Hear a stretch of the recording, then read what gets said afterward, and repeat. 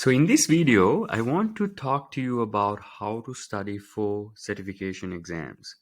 And this is for ideal for people who are taking PMP, CCNA, Salesforce, A+, CBAP, any certifications that you need to study for extended period of time. This is the section that you should be following with. So one of the things that I recommend you do is that you should start your studying for um, any certification exams at least 3 to 4 months earlier. This gives you the best and the most amount of time that is needed for you to do well. Sometimes I've done exams like the CFA. That each exam I had to do 3 exams, right? um, each exams I needed about at least 6 months to study, right? So it's much longer, right? Some exams might be much longer that you need to put in a lot more time. Some might be shorter, right? In the safe side, I say at least our 3 to 4 most exams should be able to cover that. Sometimes it may take longer, right? So adjust for that. But I recommend if you're studying for many exams, 3 to 4 mark is at least needed. And the next thing I would say, create a study plan. Always create a study plan if you're going to be studying for anything. um, Especially this is important if you're taking longer exams, right, where you need to track many things. If you're taking like PMP or anything that involves decent amount of time that you need studying, I would say create a study plan for that. We covered essentially how to create a study plan using Google Sheet, where you basically outline the week, but you can now outline using the sections that is part of your curriculum, right? And most of them have about you know 13, 14, 15, 16 sections. It could be lower, it could be higher, right? So identify that and then divide it based on gathering material, watching lectures or videos, right? And then basically doing the readings, doing practice exams and things like that. So divide the tasks that way, right? So that you'll be able to quickly go through that when you need to go and know exactly what you're studying and not missing out on anything, right? So that's one of the things I would tell you. And one of the things that I also highly recommend for people is that follow a video course. This is, I noticed that always following instructor, listening to what they prioritize, going through that with them always helps you to see what you need to focus on, and use this videos and notes as the primary things that you're going to be studying, right? Because there's a reason why they created the course, that why they think they can teach it, so they feel like they know something that might be useful for you, right? So I would say prioritize that, then you can go with the readings and things like that, right? There's a lot of different courses that are coming up for all kinds of stuff, right? PMP, for Salesforce, all like different people are coming with their own courses and stuff, right? Read some reviews, see what other people say, see what if your friends have taken any of them, right? See if they can give you advice on a good one as well, right? Join some Facebook groups and ask, like, what's a good video course on specific subject, right? And if you Google it, you can also find it very easily. And if not, if you have issues with cash, you know find a free one on YouTube. I think there are many also available, but I really recommend you invest in a good one that is highly rated or highly reviewed, that you can use it for your study, right? Optionally use a free one on YouTube. There are many available as well. It's like at least there are videos covering the subjects and the topics, right? With the main topics and main concepts. So for many courses, there are some on YouTube.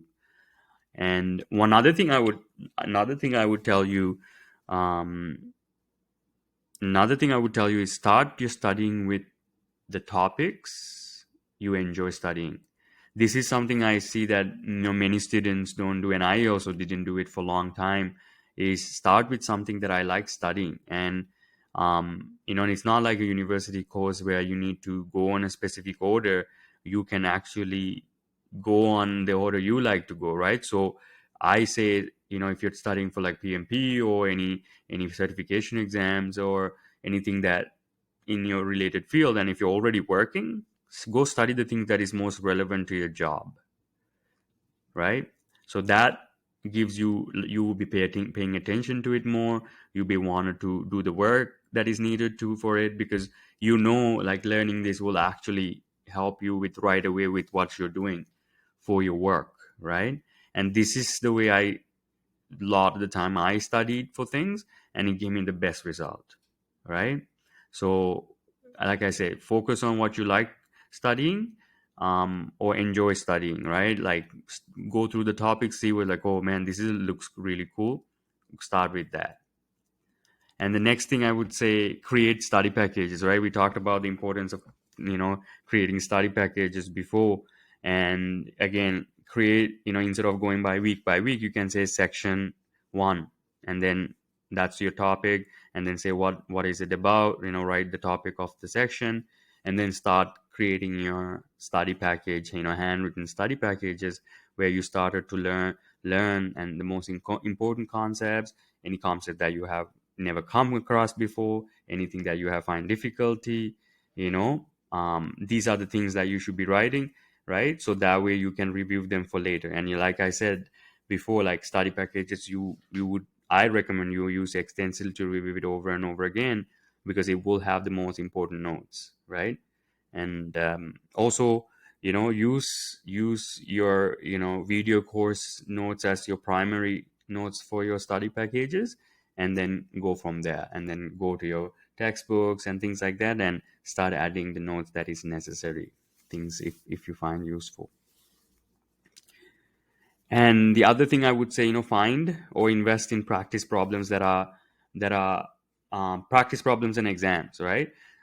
This will obviously help you massively if with your grades, because I realize it's really tough to go do an exam that is 100 questions or more without me doing some questions on my own and figuring out what I get wrong. Um, because yeah, it's good that you know some stuff, but sometimes the way questions and things like that is set up on the course are very different, right, than what you expect. So in order to get a really understanding of what's going to be on the exams, I highly recommend that you invest or find online some practice problems for the exam that you're going to be taking, right? This is really important. And the next, I would say, do timed exams, right? Once you started to find these things, do timed exams. The number of times you need to do it depends on the difficulty. More difficult it is, and if you're not getting the grades you want, you need to do more, right? And then, like, if you're getting the grades you want right away, then you can get away with like doing two or three or so. But I would say really go for a really high grade and see if you can, because you don't know how difficult the real one is going to be, right? So really go after getting a really high grade, like over 90 or something, if you can, right? And if you can, study what you get wrong, right? That's what I always say to people. When you do exams and things like that, practice problems, you really get an idea about what you need to correct and what you got wrong, right? So make a list of these things, and this is what usually will get you caught up in the real exam as well, because you don't know the concept, or maybe you didn't read the question properly. But know what you get wrong and create a list of it, right? And this will become another study package for you to review as you're studying. So imagine you keep doing this, and you're doing like exams, and you're figuring out what you get wrong, and you're creating these lists. By the time you have the real exams, there's very many not many things that you will not know how to do. So that's actually the end goal you want, right?